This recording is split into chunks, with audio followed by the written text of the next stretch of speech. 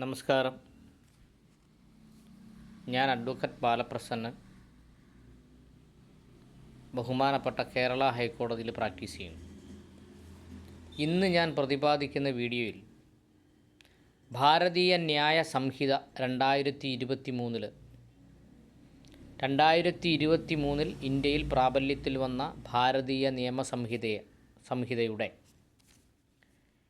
Indian ശിക്ഷാ നിയമം 1860 നിലവിൽ വന്ന ഇന്ത്യൻ ശിക്ഷാ നിയമത്തിനെ ഭേദഗതി ചെയ്തുകൊണ്ടാണ് ഭാരതീയ നിയമസംഹിത വന്നത് എന്നെല്ലാവർക്കും അറിയാവുന്നതാണ്. അതിലെ 109 ക്ലോസ് 2 എന്ന് പറയുന്ന വകുപ്പാണ് ഇന്നത്തെ വീഡിയോയിൽ പ്രതിപാദിക്കുന്നത്. 109 ക്ലോസ് 2. 109 ക്ലോസ് 2 എന്ന് പറയുന്ന വകുപ്പ് പറയുന്നത് പണ്ടത്തെ IPCയുടെ 307 IPCയാണ്. Attempt by life convict to murder if hurt is caused. ഒരു ലൈഫ് കൺവിക്റ്റ്, ജീവപര്യന്തം ശിക്ഷിക്കപ്പെട്ട ഒരു പ്രതി, ലൈഫ് കൺവിക്റ്റ്, അദ്ദേഹം വധശ്രമം നടത്തിയാൽ ആ വധശ്രമത്തിൽ ഈ ഹർട്ട് ഈസ് കോസ്ഡ്, ഒരു ഹർട്ടുണ്ടായാൽ, മുറിവുണ്ടായാൽ അദ്ദേഹത്തിന് ഡെത്ത് പെനാലിറ്റി കിട്ടും.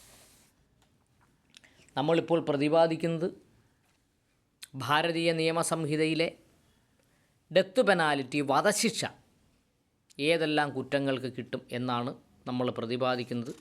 അതിൽ നമ്മൾ ഇതിനു മുമ്പായി 6 വീഡിയോകൾ ചെയ്തിട്ടുണ്ട്. 7ാമത്തെ വീഡിയോ ആണിത്. ഡെത്ത് പെനാലിറ്റി കിട്ടും, ഓർ ഡെത്ത് പെനാലിറ്റി അല്ലെങ്കിൽ ഇംപ്രിസൺമെൻറ്റ് ഫോർ ലൈഫ്, ജീവപര്യന്തം തടവ് കിട്ടും. Which shall